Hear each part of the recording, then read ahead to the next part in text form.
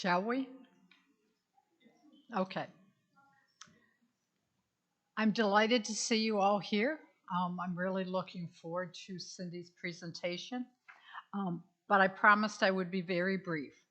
Um, as I said, the Accessibility Committee has worked since 2025 to expand our efforts at welcoming people here at St. Peter's.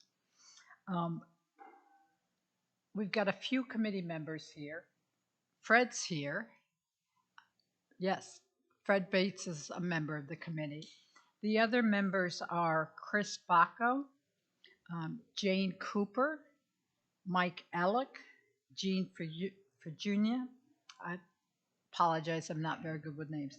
And Ann Ewings. And everybody's been both very interested and very helpful. Um, my trusty husband's going to pass out two handouts.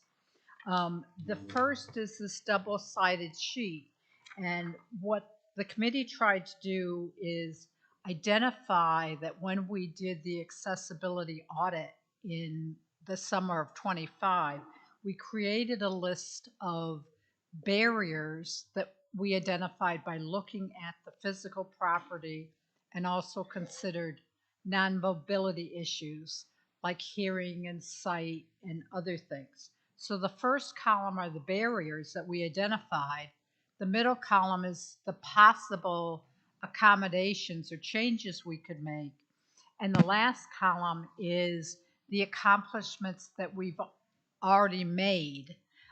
You can see it's a work in progress. But please take one of these, come back to us, ask any questions, and I'm sure there might be challenges here that we haven't even thought of. Today, somebody told me that two of our toilets are not at a high height, which is better for accessibility. I don't promise we thought of everything, so please offer suggestions. The other piece that I'm handing out is a brand new, never been seen accessibility brochure. Please take a copy of it. The Accessibility Committee tried to think of ways we could share with people who are regular attendees here and people who are new to us about ways in which we would like to offer welcoming and accommodations. We'll leave some of these at the front door, but please look at it. Again, it's a work in progress. You can always offer suggestions. All right. So enough of me. Oh, here's Jane, one of our other committee members. I introduced who was on the committee. So, all right. So, now it's Cindy's turn to talk. And I asked her sort of very broadly to talk about aging in place. And there will be some time for questions, so please come with any that you have or thinking about. And thank you for listening to me, and now I'm going to be quiet.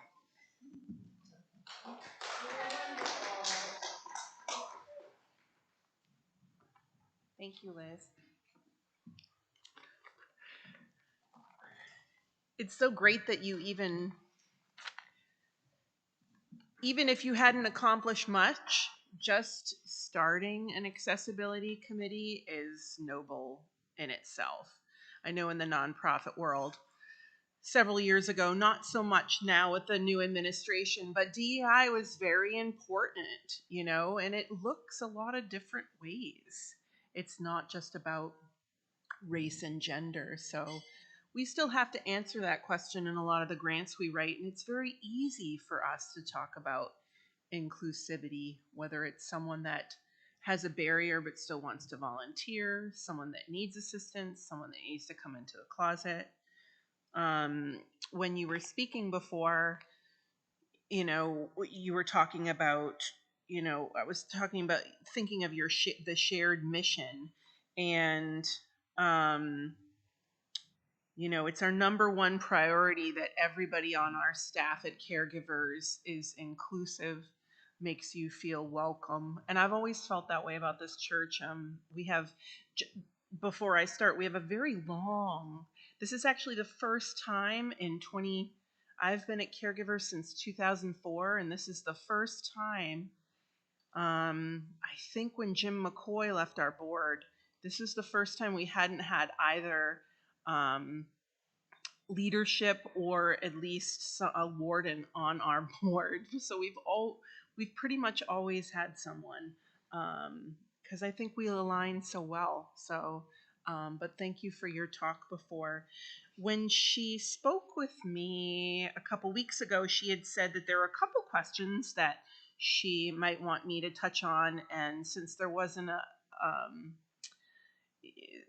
I was able to kind of do what I wanted. She did say to talk about what resources exist in the community, especially transportation, support, and practical tools. And that'll be really easy when reading your prayer list with so many folks that are additionally clients or had once volunteered. You've got a lot of kind of a great liaison here of people that could always tell you what Caregivers does. But so about what resources exist, either our services or services that are out there, and how to start the conversation about aging and help, even when someone isn't asking for it. I can remember many, many conversations with Colin over the years about a couple parishioners. Do you call them parishioners? Parishioners that really needed help, but weren't ready to accept it. So it's kind of funny this is coming full circle because it weighed on his heart a lot. So, so why inclusiveness matters as we age. As people grow older, the world can quietly become smaller. Roles change and mobility may decrease, and social circles often shrink. What many older people experience, it's invisible, and they grow in a sense of being very overlooked. Many older adults feel invisible and hesitant to ask for help. It's pride, it's fear of burdening others. We all understand that. Or simply not wanting to make a fuss. It keeps people silent as they age.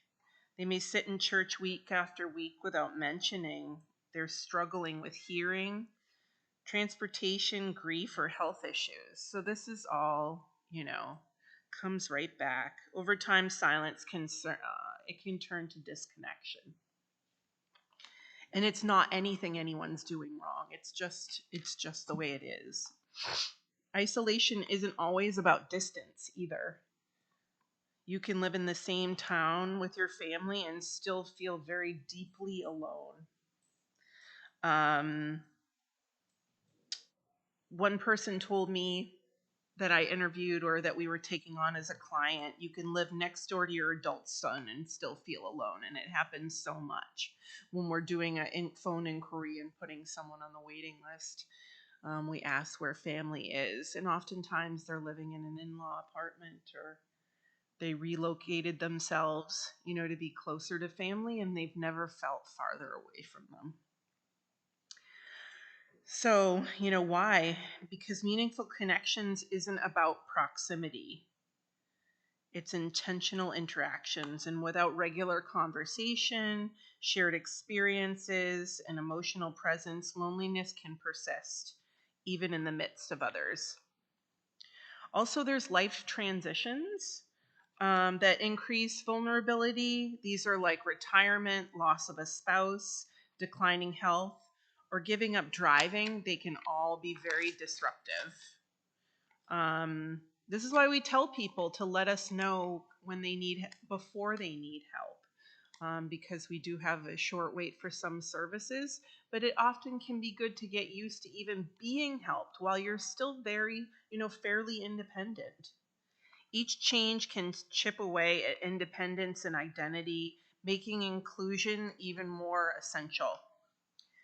And the emotional impact is real. Feeling unseen can lead to withdrawal, People stop attending, they stop volunteering, they stop reaching out. Not because they don't care, but because they begin to wonder if they matter. Sometimes when I do like a mission moment or I do the homily or a sermon, I talk about what we do at Caregivers. A lot of what we do is we make people feel seen. They just want to know that if they died, that like someone would notice, that their life mattered. That is real. It is very real. And as you age, you reflect more on those things. Liz wanted me to talk a little bit about some of the resources we have, and then some resources that I can share with you. Did any of you happen to go to we had a film screening in March at the Derry Opera House. We paid to have the New Hampshire Theater Project bring in their movie called Navigating Elder Care. Did any of you go? No? So it was a lovely film put on by the New Hampshire Theater Project and their Elephant in the Room series, which is amazing. And from about 50 of our different partners, we had come together bags of resources that we thought would be good for people to take away. I brought one of them. If people wanted to peruse or if they did ask me information, I might have something in my kind of bag of tricks, but you'll have my information as well. I also brought, just to let you know, I don't know if any of you know people that go to the Londonderry United Methodist Church, but they have a group called the Jubilee Group. Have you heard of it? They're mostly older women, and they're just trying to age gracefully, and they have people come in and talk about how to do just that. And so they gave me 2 months notice and 24 questions, and I did my research. So I did update it this week. I think I sent a copy to Liz as well, but it could be a great resource too if people are kind of more kind of resource driven, or they like to do their research or have things in order. So I have that as well. So everything I'm going to talk about is in our brochure over there. And but transportation and access, we provide community caregivers of Greater Derry. We cover Derry, Londonderry, Hampstead, Windham, Sandown, Chester, and Danville. Londonderry is obviously one of our largest towns, not just because of the population size, but because of the infrastructure. And it's a door-through-the-door service. So this is not CART. This is not an Uber or Lyft or any other kind of handy van. I have a couple of volunteers in the audience, but we're going to call you the night before. We're going to call you the next morning. We're going to get you to your appointment, get you into the office, wait in the office, wait for you to come out, get you back home safely. We'll even, put the next, appointment on the calendar, or call caregivers if you want to make sure you don't forget it. So it's that door through the door service that really makes people feel safe and secure. It can be very anxiety provoking to use someone through Medicaid or someone that you don't know. But they do get a different driver every time, so they are getting that experience and that enjoyment to get to know different folks, especially if it's a Londonderry to Londonderry drive. They might often know the person, or someone knows. It's a small world. Transportation is the number one factor of when someone whether they can remain independent anymore. And like I said, if you know of someone, we don't serve Litchfield. So the Manchester Caregivers does. I could give you their info, but the Manchester Caregivers does. I won't say how they do, but they do technically. I would love Litchfield if they ever wanted to give it up. That or Auburn. So, just putting it out there. In-home supports or practical help. This is light chores, friendly visiting, shopping assistance that's either for or with the person, respite care, and telephone reassurance. One of the people we provide respite to is here in this in the sanctuary today. It was so nice to see him and see him still very much in the community. We also have honey-do volunteers that do small home maintenance and repairs. So anything that your husband might have done, or someone else that you knew that could fix just about anything. If those people don't exist, you don't want to be taken advantage of. You have a limited income. You may be able to afford to reimburse someone for a part, but you can't do the show up fee and the labor. And sometimes, things are just like stupid human. They're not really broken. They're just, something, it's very easy to fix. These services fill gaps, so they don't replace family or church support. A lot of what we do is, they're too, they're too rich to pay for a service themselves, but they're too, poor to pay for it out of pocket. So they're really kind of in that middle area that's either underserved or not served at all. So those services I just mentioned, those are all through matches. So you have a dedicated match that you help either every week, every other week, or once a month. So sometimes a client comes to us with just one service, like a colonoscopy every 2 years, and then it goes to an eye surgery, and then you maybe don't want to drive much out of town, and then you don't want to drive anywhere in town. And then now that you're not driving, you also can't get to the grocery store. Because you're not driving, you're more limited in terms of your social circle. So as you change, we will change with you. The volunteer doesn't do more things. We introduce you to more people. And it's a perfect scenario. For the volunteer, it's perfect because there's no burnout. They can go on vacation. There's a replacement there. And for the client, it's perfect because they're getting to see all those people each week or every other week. We do a lot of collaborations with churches and faith communities. We get referrals from pastors, deacons, parish nurses, small group leaders. But please know that every client relationship is private, and we understand that sometimes if we were to say take on someone from this parish, we do have a conversation with them about whether they want to be serviced by someone within the parish or not. Sometimes it can be very vulnerable for them. Some people are very pleased with it. Other people, or they're just, unbiased, but some people are adamant that they don't want anyone to know they're receiving help. So we will do that as well. But sometimes it's nice to know if they are Episcopal. That way, if they're wanting to have those conversations, it's nice to be able to match them with someone of a particular faith. So this protects the dignity while still allows the church to be the bridge to support. Our loaner's closet for durable medical equipment, many of you have been in. We own over 25,000 pieces of medical equipment. We're in downtown Derry. There's a map on our brochure, and we have another brochure that's just for the loaner's closet. So we can get you access to pretty much anything that's durable or consumable. But people don't know we can also get them access to Stannis stair lifts. I was saying to Liz, I was like, we probably could have gotten you one. Reclining lift chairs, elevators, handicap bathrooms, wheelchair vans, Hoyer lifts, electric wheelchairs, pretty much anything that we can't put in our hub scrub, it stays at the home of the person that wants to donate it. And then we have a list of people that have things and a list of people that need things. And we just act as a matchmaking service. So don't buy anything before you ask us if we have access to it or we have a lead.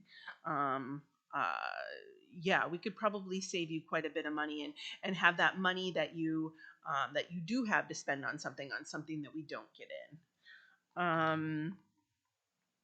Let's see, the consumable supply. So if you know anyone that's having an incontinence issue, we give over 6,000 cases of diapers away each year. Diapers, Chucks pads, Poise pads, men's guards, rubber gloves, supplemental drinks, all those things that can be very, very costly. Some other resources that I'd be happy to talk with anybody about, but if we're talking about remaining independent and what other resources that are out there, I'm sure you all know about Meals on Wheels, not being just food, but daily human contact. If you still drive, but you have trouble affording food, the communal meal is a great way to both get social activity, companionship, as well as a nutritious meal for a low cost price. Have you ever heard of REAP? REAP? It's referral education assistance prevention program for older adults. So for Londonderry residents, it's through the Manchester Mental Health Center.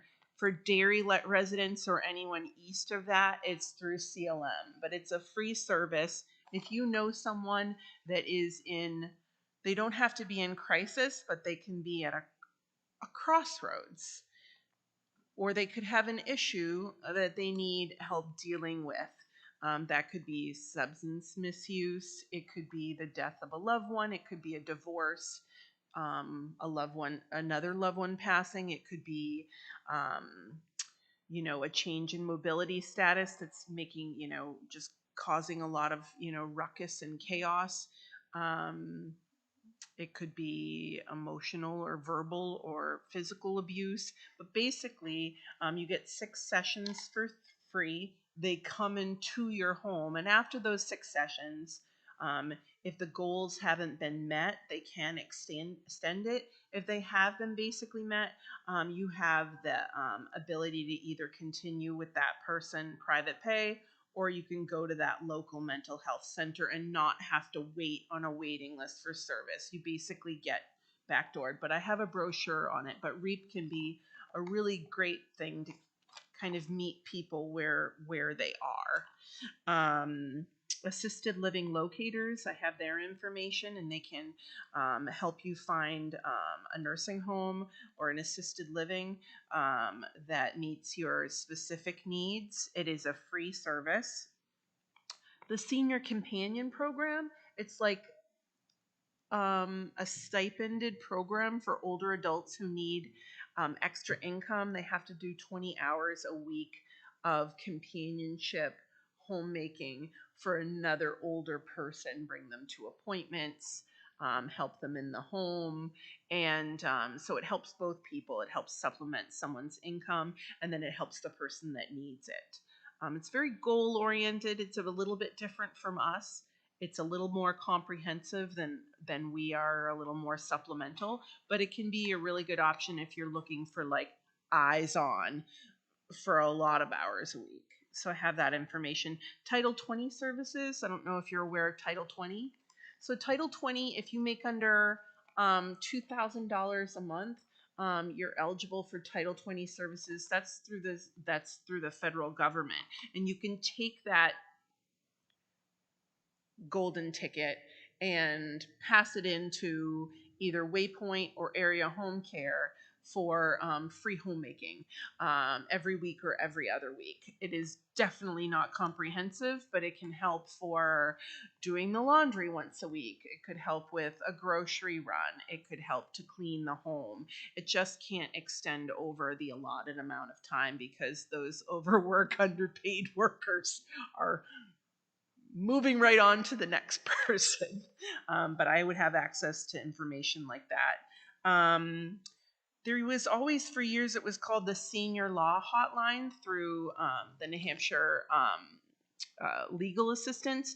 Now it's called Justice in Aging Project. I have their information, but this can be free or reduced fee services for someone that feels like they're being exploited in some way, or they're having an issue that's more senior related.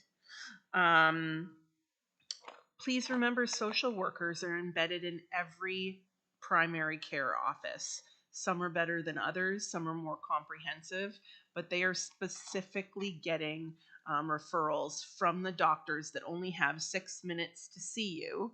And so they pass you on to a social worker that has more information on how to help you age in place. But you do often have to request that. Estate help is out there. This is not like 20 years ago when there was like one downsizing company to help you kind of senior transitions. Now there's dozens and dozens, which is great because they have to make their prices more competitive now. There's bill assistance out there. There's rep payee services. Do you know what a rep payee is? So it's like you pay a very small fee to a third party, and they get all your money and all your bills sent to them. They pay all your bills. They do what you need to with your money, and then they give you a stipend each month that is left over to deal with. So it allows you to take away power from like an exploitive family member or a family member that doesn't exist, or just the burden that you feel like you're putting on them. So there are some rep payee services around there. There's also emergency response systems, electronic caregiver, Lifeline. There are those to give people peace of mind. And then there's, I can never tell people enough about fuel, electrical, and SNAP. Okay.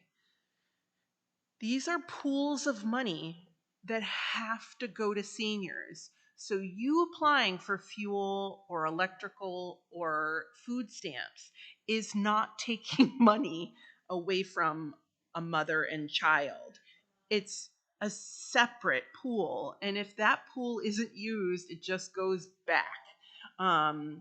But think of this as letting someone else help you pay for things so that you have more money to pay for something else. The SNAP benefit, fuel benefit, and electrical benefits, those numbers, the thresholds have gotten so low that you might have applied 5 years ago or 2 years ago and you didn't make the cut. But now you are probably, if anything, just any benefit, anything will help, and they will pay it directly to the third party, to Eversource, to Liberty Utilities, to Palmer Ermer, to whoever, and that will allow you to have a little bit more disposable income for something else. So yeah. Do you want me to just ask if there's any questions first before I talk a little bit more about kind of some conversation starters? Does anybody have any questions about caregivers or about any other programs that are available? No? I think you mentioned that there is. So if there are individuals who are facing a transition, Yes. not anything, Yes. don't know sort of what they could go to or how to do it. Yep. Is there a service that does that for caregivers, or? There's several. I mean, we do some more informal caregiving, and you could always give out our number. But and I have a couple extra copies of like that kind of resource guide. But one whole page talks about what they call senior transition specialists.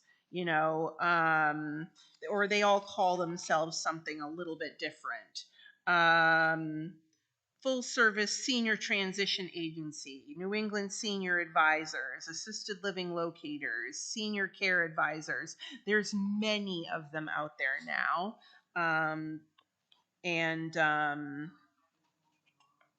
Yep, but I would definitely start with something like assisted living locators because it's free. It's free. And they get their kickbacks from each of the nursing homes, assisted living, so they pay them for the referral fee, which means there's no price for you.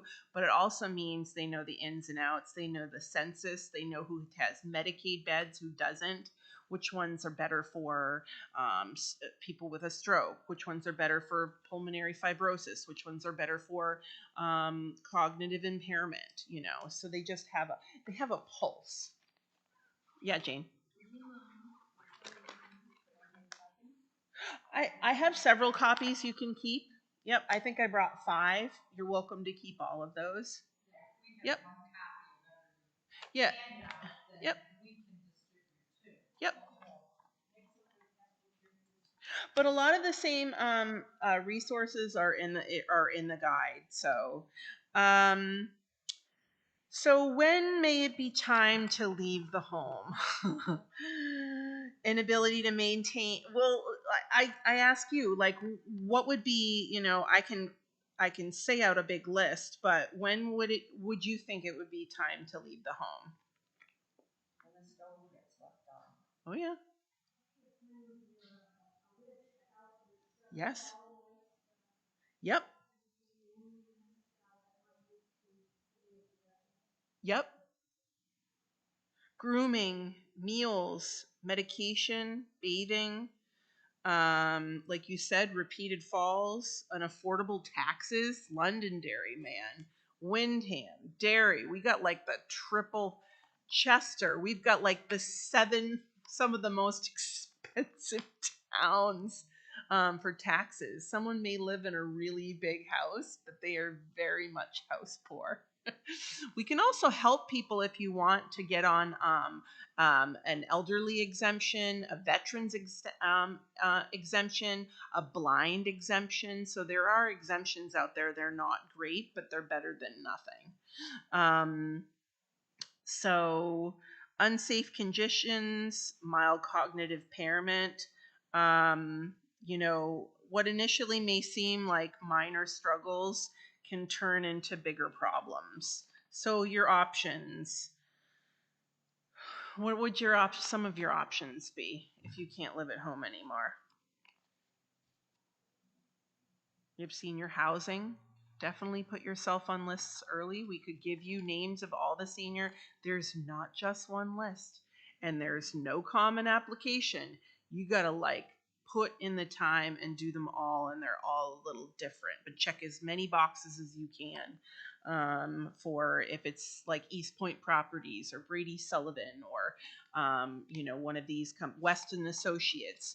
They have multiple communities, so the more boxes you check, and basically they'll tell you when you're about sixth on the list. They'll see if you're still in uh, they'll still give you an opportunity to back out, but if not, they'll ask you for more vetting information, and then you can kind of get your affairs in order. It is enough time to usually do whatever you need to do, but that can always just be something that you just do just an in case. Move in with relatives or have one move in with you. Have a live-in caregiver. I have a brochure on FCP live-in service.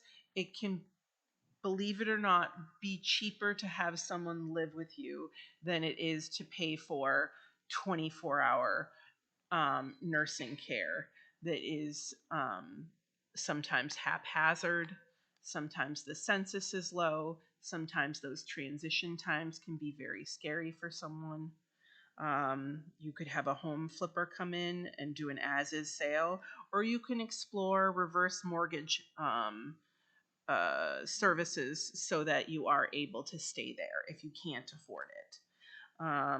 But I always tell people better to downsize on your own terms than when you're in crisis. So starting conversations. I won't talk to you about all the questions, but how to start a conversation gently with someone that you feel is in need of some wraparound support. So it's really important that you emphasize open-ended questions, non-judgmental observations, and you respect their autonomy. So the first thing I thought of was use curiosity, not correction. How's your driving been lately? What's been the hardest these days? What's been taking more energy than it used to? How comfortable do you feel getting around right now? Just very kind of nonchalant, having them kind of open up to you. Use observations, not judgments. I noticed you haven't been to coffee hour. Is that what you call a coffee hour? I saw you skipped your last 2 appointments. I've noticed getting out seems to be tiring you more lately. Um, so they'll agree with those things, and maybe a conversation will then happen. Offer options, not directives. Would it help if someone went with you? You could say. What if we try something small and just to see how it feels? And there's always planting the seed for later. If you ever want to explore support, I know a group that's very gentle, caregivers. I've heard a group that takes things at your pace, just something to keep in mind. And then also, we all know that validating feelings and autonomy is really important, especially for some reason in New Hampshire, I think. I can understand wanting to stay independent. So you're basically letting them know you hear them. You've handled things on your own for a very long time. So kind of, boosting them up. It makes sense that change would feel uncomfortable. You're the one who knows what feels right for you. I cannot tell you how many times we have an adult child that refers their parent to us, and the first thing we say is, "Do they know you're calling us?" And if they say no, we say you need to have a conversation with them first. If they say they do know, we ask, are they looking for that support? Well, they don't know what they want. Or we get this, well, they're alone a lot. Well, are they lonely? They're two very different things. My grandmother was like 95 when she died. She spent the last 5 years literally just sitting on her porch swing, looking at birds, reading books. She was not lonely. She was alone, but she was not lonely. She was content. And the last thing is inviting collaboration.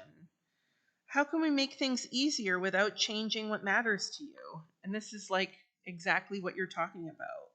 What would feel like the smallest helpful step? Just them coming with just seeing how far you can get them. What would support look like for you right now? And can we think through these together? So it's just just some tips, and like I said, I can give these to you, but just things that just feel a little bit more respectful, and we always want to remind people that, like, just because they're you are still their child, they are still your parent, or there is still power dynamics that we ask that you do try to respect, because that's the hardest thing, when you now treat them like your child instead of their parent and you're not listening to them. When someone isn't seeking help yet, just focus on the relationship first. Normalize the help as a form of strength. Share stories of others who waited too long. And encourage small steps, like one ride, one visit, one piece of equipment. And these, but how churches can support in these conversations: have a point person who notices these changes, create a culture of checking in, offer workshops and a resource table, encourage volunteering. It helps both the caregiver and the receiver.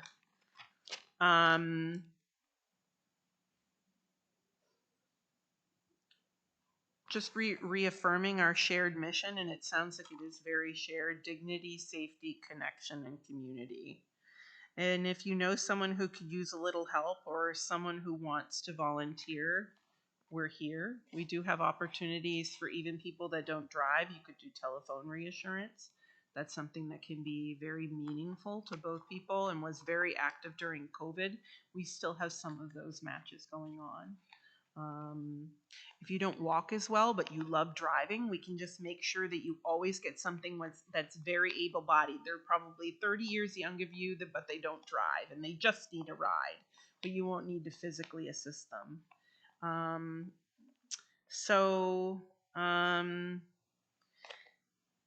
Just a couple more things. At the table is Deterra pouches. I can leave all these here, but this is to safely dispose of drugs. I can leave them here. I do know in the Londonderry Town Hall there is a disposal unit, but sometimes you want to get rid of something really quick. So I have some of those on the table. This is a file of life. I encourage everyone to fill them out and keep them on their fridge.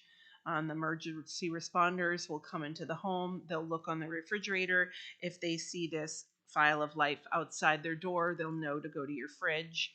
And it has all the information listed. Also wanted to draw your attention to this. It's a knock box, and it can be a very powerful tool for you to, especially if you're a planner, to put all your documentation in here, so that if something ever happened to you, your loved ones would have this, kind of, or your spouse or whoever. What? It is, yep. And there's all levels that you can buy. You don't have to buy the box. You don't have to buy the tag board folders. So I think the cheapest one is like $69, and I think this was like $119. There's also on the table one that's just for passwords that we bought. There's also keys, key rings, and key systems in here. So feel free to look through that. And NOKBOX, knockbox. And then just a plug because our garden tour is at Tiffany Gardens in just about a month. It's our second annual garden tour, and I have some pretty lapel pins and a free raffle ticket. Feel free to take one. Feel free to take a poster if you know somewhere you can put it up. It's a $20 fee, but you get the guided tour. We're doing mini water classes this year. We have a charcuterie cart. We have mocktails, and we have 10 singers throughout the weekend. So you could even come both days. So our brochures are back there. If you were interested in volunteering, this sheet talks about opportunities that exist right now in the community. But our website is the best place to always look. But this was updated in June. I think that's it. So if people have questions, I can answer. My business card, that's the best thing you could take with you, and just give me a call if you want a first, you need a first step. 211 can be a great resource, or Service Link, but I would be happy to take any of your calls. So yeah. I just wanted to thank you. You went through a tremendous amount of information fast. It made sense. I'm not offering criticism. But my thought is, with all those different resources you talked about, that us having, as you said, some of the handouts, we can go through them in small bits and then think about, is it something for ourselves? Is it something for a loved one? Is it something for a neighbor? And so my vision at this point is that there might be small conversation opportunities to pour through some of these resources. Yeah, this is why we have the first Tuesday of every month we usually have a like a session we do for the public and our volunteers and clients, and we talk about these we just do one at a time. We're kind of making our way through. So that's a lot of the reason why in our back office or in our conference room at 6 West Broadway. So but yeah, so I could leave this one with you if you want. I could leave it with you, Jane, if you wanted to. Yeah, but yeah, feel free to get anything I brought. There's even some nail files over there. I think the point of where do I start, when do I start? Yeah. I was joking with Cindy earlier. Our kids about 2 months ago decided to tell us that they needed a family meeting. They were concerned about having access to information that would help them if they needed to help us. But they called a family meeting. So, it happens in all different ways. Yep. Yeah, it usually happens when someone else has gone through something and they didn't have that choice. They didn't have that opportunity. So, but thank you very much for having me. Thank you.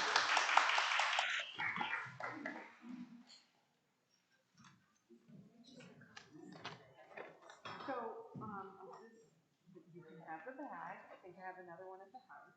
And then here's 5 copies of those guides. So, and you can make some. There's those. And then you can have